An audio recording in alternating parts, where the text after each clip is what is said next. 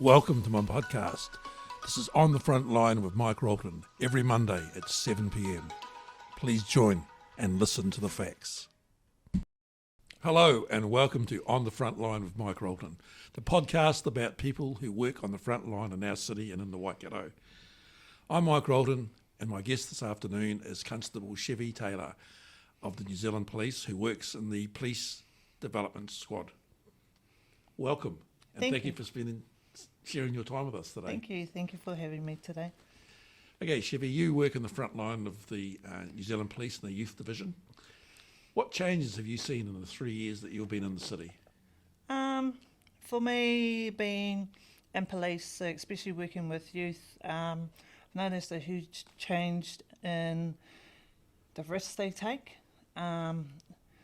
There's more ram raids, there's more aggravated robberies, whereas before it was just minor thefts or, robberies and stuff like that. I find that the children are now being a bit more gamer than what they used to be. So what do you think is driving that? What's driving them to go for high-risk crime rather than just the ordinary old-school petty theft? I think personally, it's got to do with what's happening in the community with poverty, a lot of poverty, housing's gone up, jobs, education. I find with a lot of the youth I work with, they're not engaging in school, and some of them have obviously been brought up in homes that are less fortunate than others. And some come from a background of they're pretty much fending for themselves. So when they used to do that, going into shops, stealing, could be candy or just little bits of food, snacky foods. Now it's more the high-end jewellery, vapes, smokes, that kind of thing now. So, yeah, anything goes.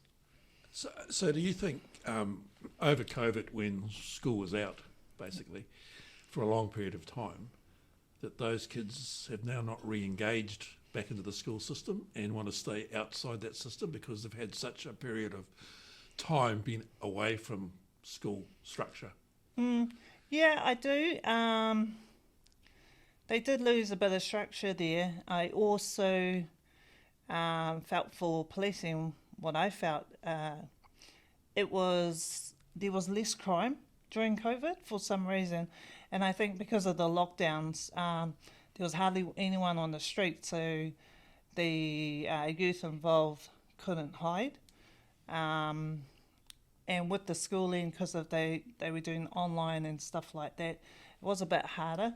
I know myself, my kids struggle to get back into that structure, but I think there's more than that going on in the homes than, the schooling. Okay. I know that you work alongside the Venice team here on occasion, and just want to know how that helps you do your job by working with us, because we really enjoy working with the police. Yep. And so it gives us some real pride when you guys, we can help as much as we can. Yeah. So that works really well for you? I love it. I love coming to you. I love coming to your team. Very, very welcoming all the time. The partnership that we share, especially in our youth development, because we have the access of going into homes, some of us, we get to go onto Frontline again to back up.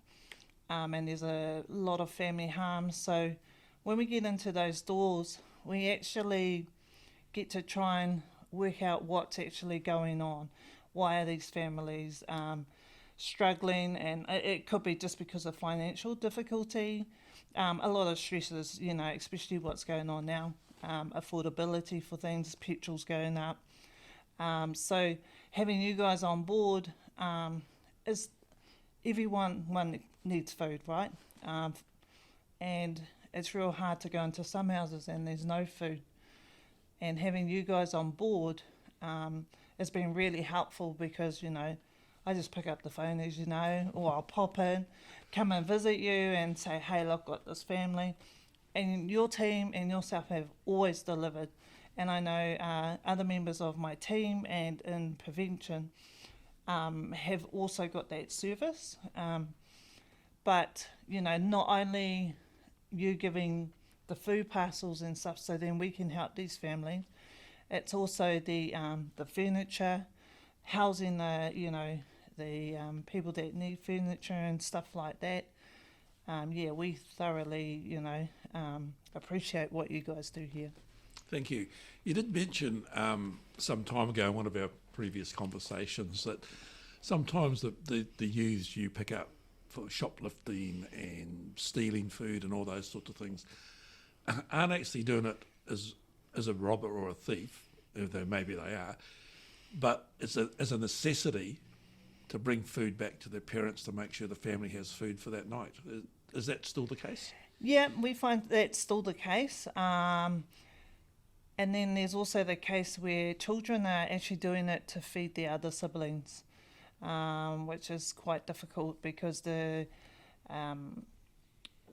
adults in the house may not be around as much, and so they're having to fend for themselves. You see that a bit. It's got to do with no food or even no clothing and stuff like that. So what do you see happening in the future around youth crime? Is there a solution? Is there a long-term solution? Is there short-term? Or are there any other answers that you can bring forward to help this matter disappear? I think it's quite difficult, especially in our position, because we try to create programs and stuff for the kids. Obviously, with us being in uniform, people trust us, people don't, and that's understandable. But what people don't realise that we do a lot of prevention, as you know, in the background, which is our preferred method, because we love, like myself, I joined police to help, to work with people and especially those less fortunate. And sometimes it's not people that are less fortunate. Sometimes people just need, to be shown, or guided or being directed to the right people. And one of those people are yourself that offer, your food and your power. It's quite a difficult one to answer. So currently we just try and engage with our youth prior to any offending, so we can build those relationships so they can engage with us on a positive note. Okay, and finally, do you think change should be driven from Wellington, or change has to be driven from within the local community, which we're both working together? Yeah, I think both, to be honest. I think, the community, you'll find, try their best to help locals, but, also Wellington, sorry. If I knew the answer, I'd probably be a politician, but I'm not. You don't want to go down that path, I don't think. Yeah. Okay, well, thank you very much. Thank you for your time. It was really enlightening to listen to your comments. We really enjoy working with you. This is Mike Rolton on the Front Line signing off.